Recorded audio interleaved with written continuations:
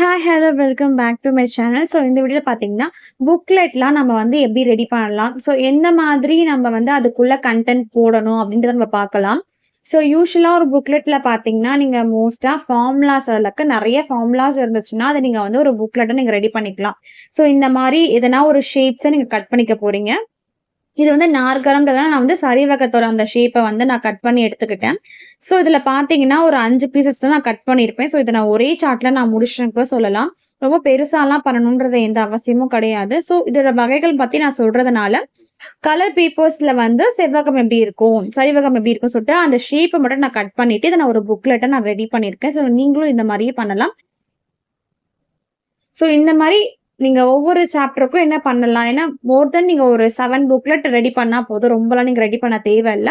இந்த 7 புக்லெட்லயுமே ஒரு 5 பீசஸ் இந்த மாரி வச்சா போதும். ஸோ இந்த ஷேப் தான் பர்ட்டிகுலரா பண்ணணும் அப்படின்றது எதுவுமே கிடையாது. நீங்க என்ன ஷேப்ஸ் வேணா ட்ரா பண்ணிட்டு அத சார்ட்ல அதே மாரி நீங்க வந்து ஒரு 5 பீஸ் கட் பண்ணிட்டு இந்த மாரி நீங்க எழுதிக்கலாம். ஓகேங்களா?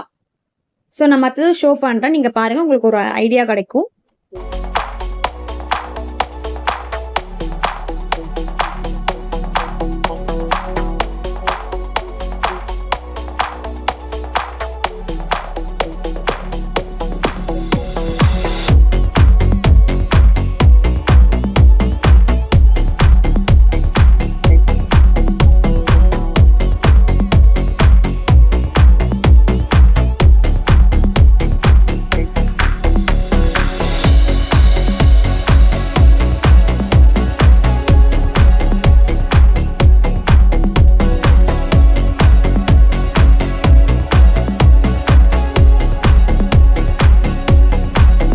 ஸோ அவ்வளோதான் ஃப்ரெண்ட்ஸ். இந்த வீடியோ உங்களுக்கு பிடிச்சிருந்தா லைக் பண்ணுங்க, ஷேர் பண்ணுங்க, கமெண்ட் பண்ணுங்க. Thank you.